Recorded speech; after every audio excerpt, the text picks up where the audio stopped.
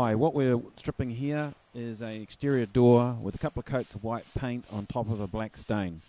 What's interesting about this method is we're using no steel wool in it at any place because of the risks of rust spots. We're putting on the stripper here, and this is now 3 minutes later. We're just cutting down those tongue and groove edges, and we'll then start scooping off the paint. So there's only a couple of coats of paint on this, so it's quite simple, this one. And now we use the brass toothbrush in the grooves, in the tongue groove, and then we wipe away any residues and gunge with the cloth. You can see we're down to this black stain. Now we're using the flusher and a brass shoe brush to break up any stain that's been mobilized by the stripper.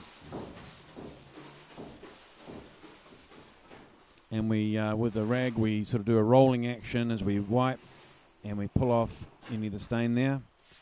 And then we go back on with some more stripper, and this will try and get more stain out of the grain.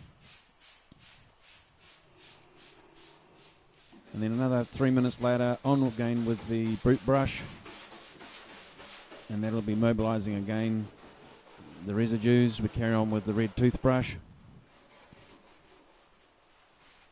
And then again wiping with a cloth. And you can see now we're getting nice timber grain coming through.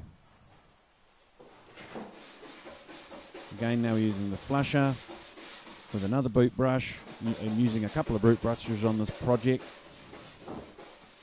Again ragging it off.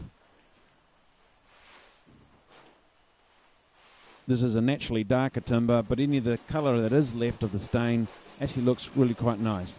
You'll notice that the wet colour of the flusher is the actual finished colour, indicates the finished colour. The broad knife now wrapped around the rag will pull out gunge out of those grooves. This is a very clever way of getting into the grooves.